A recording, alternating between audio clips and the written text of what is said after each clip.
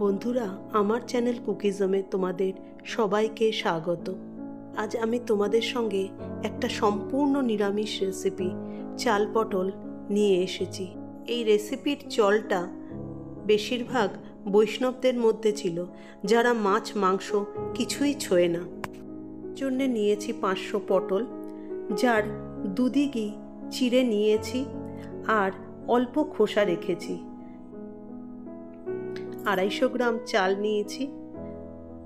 চালটাকে ভালো মতো ধুয়ে আধ ঘন্টা ভিজিয়ে রেখেছিলাম, তারপরে জল ঝরিয়ে নিয়েছি।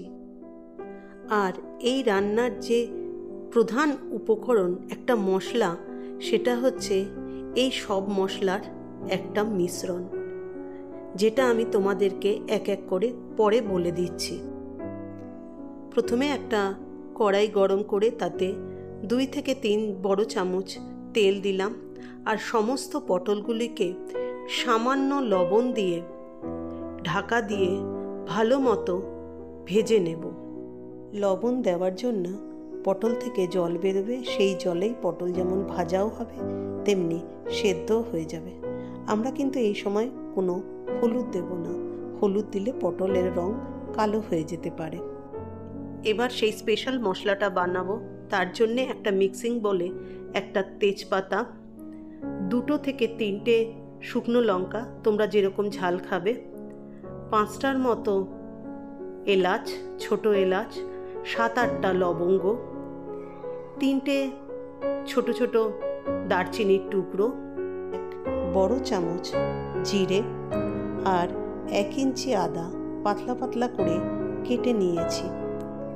এই মশলার সঙ্গে আমরা 1 বড় চামচ ঈষদুষ্ণ গরম জল মেশাবো, দিয়ে একটা মিহি পেস্ট বানিয়ে নেব।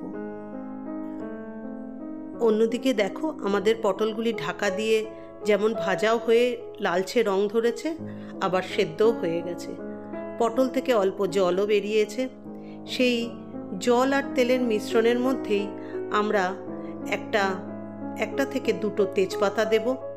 তার সাথে দেব 1/2 চামচেরও একটু কম হিং, দিয়ে 10 সেকেন্ডের মতো ভেজে নেব। তারপর আমরা 1 মুঠো কাজু আর কিশমিশ দিয়ে 10 থেকে 20 সেকেন্ড ভেজে নেব। এবার আমরা তার সাথে মেশাবো আগে থেকে ধুয়ে জল ঝরিয়ে রাখা চাল। চালটা দিয়ে আমরা 2 থেকে 3 মিনিট ভালো মতো ভেজে নেব। বন্ধুরা, আমার চ্যানেলে অনেক ধরনের নিরামিষ রেসিপি রয়েছে, তোমরা যদি চাও দেখে নিতে পারো। আমাদের চাল ভাজা হয়ে গেছে।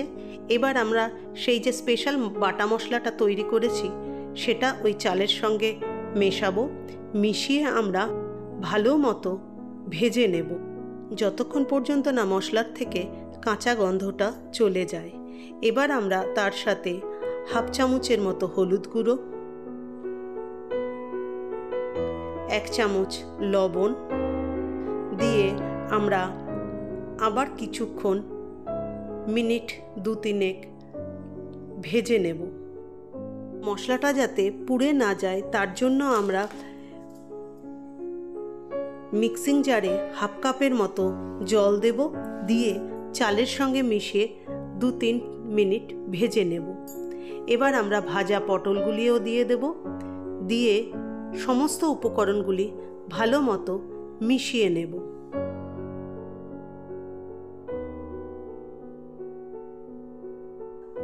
ঢাকা দিয়ে মিনিট 5 মতো রান্না হতে দেব, যাতে সমস্ত মশলা চাল আর পটলের মধ্যে ঢুকে যায়। এই রান্নায় আরেকটি বিশেষ উপকরণ দেব, 2 বড় চামচ টক দই।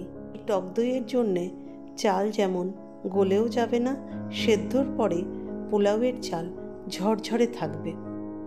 আমার পুরনো বন্ধুরা যারা এতদিন আমার সাথে রয়েছো, তাদেরকে জানাই অসংখ্য ভালোবাসা।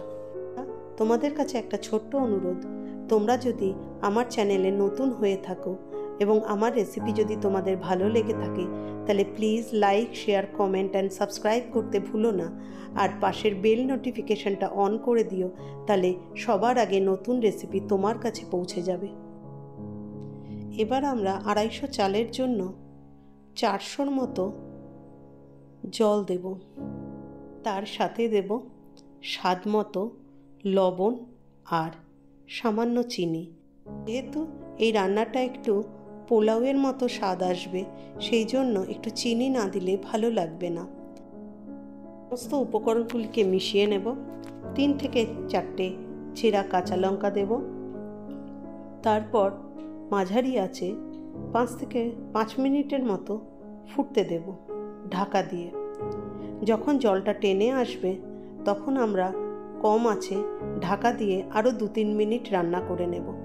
যখন দেখব চালটা সেদ্ধ হয়ে এসছে তখন আমরা ভালো করে নেড়ে ছেড়ে তাতে 2 থেকে 3 বড় চামচ ঘি ছড়িয়ে দেব। আমাদের চাল ভালো মতো সেদ্ধ হয়ে গেছে, পটলও সেদ্ধ হয়ে গেছে।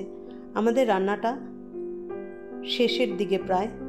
যেহেতু আমরা ঘি দিয়েছি, ঢাকা দিয়ে 2-3 মিনিট রেখে দেব। আমাদের চাল পটল রেডি হয়ে গেছে। যে কোনো নিরামিষ দিনে তোমরা এই রেসিপিটা একবার বানিয়ে দেখতে পারো, আশা করি ভালোই লাগবে। আজ আসি বন্ধুরা, দেখা হবে কোনো নতুন রেসিপি নিয়ে। ভালো থেকো, সুস্থ থেকো, আনন্দে থেকো।